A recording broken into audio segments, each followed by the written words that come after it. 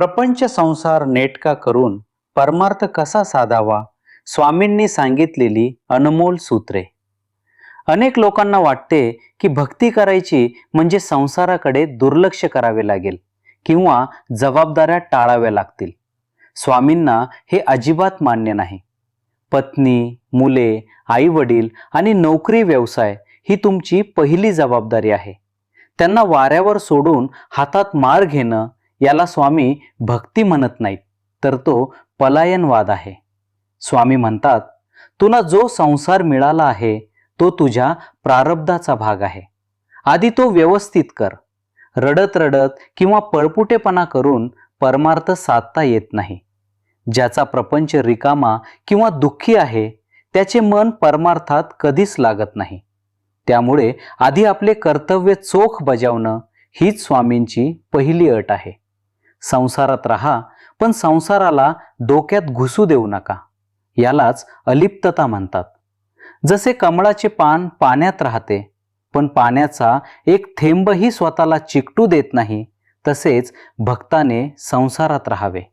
सुख दुःख, मान अपमान, नफा तोटा हे संसाराचे नियम आहेत.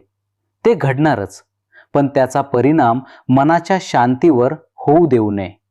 हे सर्व माझे नाही, तर स्वामींचे आहे. मी फक्त या घराचा केअरटेकर आहे, हा भाव ठेवावा.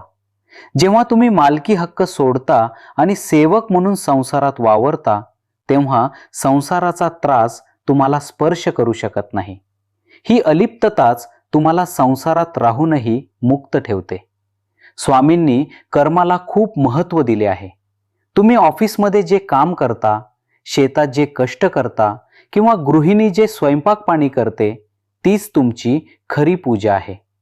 जर तुम्ही तुमचे काम अप्रामाणिकपणे केले, कामचुकारपणा केला आणि नंतर तासभर देवघरात बसलात, तर स्वामी ती पूजा स्वीकारत नाहीत. माझ्या कामातून मी समाजाची आणि स्वामींची सेवा करत आहे, या भावनेने काम करणे म्हणजे परमार्थ. रुग्णाची सेवा करणारा डॉक्टर किंवा प्रामाणिकपणे फाईल तपासणारा कारकून हे स्वामींचे मोठे भक्त असतात. तुमचे कर्म इतके शुद्ध आणि सुंदर ठेवा की वेगळ्या पूजेची गरजच भासणार नाही. परमार्थ साधण्यासाठी हिमालयात जाण्याची गरज नाही. तुम्ही तुमच्या घरालाच आश्रम बनवू शकता. ज्या घरात सकाळ संध्याकाळ नामस्मरण होते, जिथे अन्नाला नमन करून खाल्ले जाते, जिथे मोठ्यांचा आदर आणि लहानांवर संस्कार होतात, ते घर साक्षात मंदिरच असते. घरातील वातावरण असे ठेवा की उंबरठ्याच्या आत आल्यावर मनाला शांती मिळावी.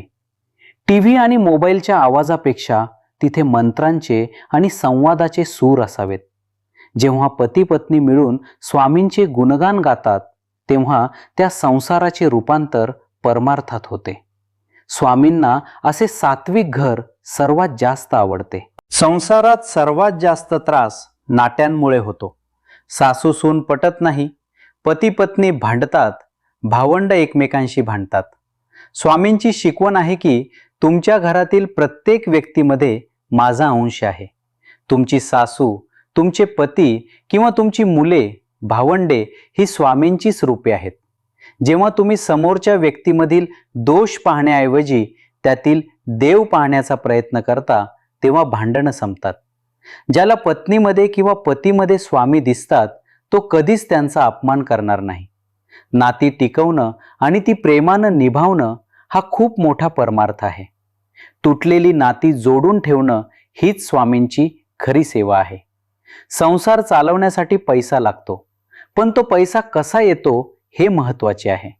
स्वामी म्हणतात, अनितीनं, फसवणुकीनं किंवा लाच घेऊन कमावलेला पैसा घरात आणू नका.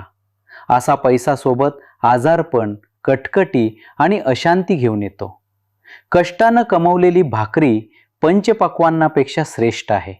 तसेच घरात शिजणारे अन्न हे सात्विक असावे. ज्या अन्नातून हिंसा किंवा अधर्म घडला आहे, ते अन्न बुद्धिभ्रष्ट करते. शुद्ध कमाई आणि शुद्ध अन्न हे दोन खांब ज्या संसाराचे आहेत, तिथे परमार्थ आपोआप रुजतो. लक्ष्मी ही चंचल आहे, पण ती स्वामींच्या भक्ताकडे स्थिर राहते जर ती नीतिमत्तेनं आली असेल. गृहस्थाश्रम संसार हा सर्व आश्रमांमध्ये श्रेष्ठ मानला जातो, कारण फक्त गृहस्थच अन्नदान करू शकतो. तुमच्या दारात आलेला अतिथी, भिक्षू किंवा एखादा भुकेला प्राणी यांना कधीही विनमुख रिकाम्या हातानं पाठवू नका. स्वामींना अन्नदान खूप प्रिय आहे. संसारात राहून तुम्ही रोज मूठभर धान्य किंवा एक भाकरी जरी गरजूंना दिलीत तरी तुमचा संसार धन्य होतो. स्वतः पोटभर खाणं ही प्रकृती, दुसऱ्याचे हिसकावून खाणं ही विकृती, पण स्वतःच्या ताटातील दुसऱ्याला देणं ही संस्कृती आहे. हे दानच तुमच्या संसारावरील संकट दूर करते. संसाराच्या व्यापामुळे मला वेळ मिळत नाही ही सबब स्वामींना चालत नाही. परमार्थ करण्यासाठी वेगळ्या वेळेची गरज नसते. स्त्रिया स्वयंपाक करताना, भांडी घासताना आणि पुरुष प्रवास करताना किंवा काम करताना श्री स्वामी समर्थ हे नाम घेऊ शकतात. संतांनी सांगितले आहे, हातांत काम आणि मुखात नाम. हे सूत्र जो पाळतो त्याचा संसार आणि परमार्थ दोन्ही साधले जातात. काम करताना नाम घेतल्यानं कामाचा ताण येत नाही आणि कामही चुकांविना होते. 24 तासातून झोपेचे तास वगळता उरलेला वेळ नामात घालवणं हे संसारात राहूनही शक्य आहे. संसारात सुख आणि दुःख हे येणारच. गाडीला जशी 2 चाके असतात तसा हा संसार आहे. परमार्थ साधायचा असेल तर सुखात हुरळून जाऊ नका आणि दुःखात कोलमडून पडू नका. आज चांगले दिवस आहेत ते स्वामींमुळे आणि उद्या कठीण दिवस आले तरी स्वामी सांभाळून घेतील, हा समतोल ठेवा. अनेक लोक सुख आले की पार्टी करतात आणि दुःख आले की देवाकडे धावतात. हे चुकीचे आहे. दोन्ही परिस्थितीत स्थितप्रज्ञ राहणे म्हणजे परमार्थ. संसारातील चढ उतारांकडे जो खेळाडू वृत्तीने पाहतो तोच जिंकतो. ज्या घरात व्यसन आहे तिथे स्वामी कधीच वास करत नाहीत. व्यसन हे संसाराची राख रांगोळी करते आणि परमार्थाची दारे बंद करते. स्वामी भक्ताने आपले शरीर आणि मन शुद्ध ठेवले पाहिजे. माझे शरीर हे स्वामींचे मंदिर आहे, त्यात मी व्यसन टाकणार नाही हा निश्चय हवा. अनेक संसारांची धूर्धान केवळ व्यसनामुळे झाली आहे. जर तुम्हाला परमार्थ साधायचा असेल तर आधी व्यसनांचा त्याग करा. सात्विक जीवनशैली हेच सुखी संसाराचे आणि आध्यात्मिक प्रगतीचे रहस्य आहे. संसारात आपण मुलांसाठी संपत्ती कमवतो, पण त्यांना संस्कार देणे विसरतो. स्वामींची शिकवण आहे की मुलांना लहानपणापासूनच भक्ती, नम्रता आणि नीतिमत्तेचे धडे द्या. त्यांना स्वामींचे चरित्र सांगा, त्यांना मंदिरात न्या. जर तुमची मुले भक्त म्हणून वाढली तर ती तुमचे म्हातारपण सुखाचे करतील, पण जर ती फक्त भोगवादी झाली तर तीच तुमच्या दुःखाचे कारण बनतील.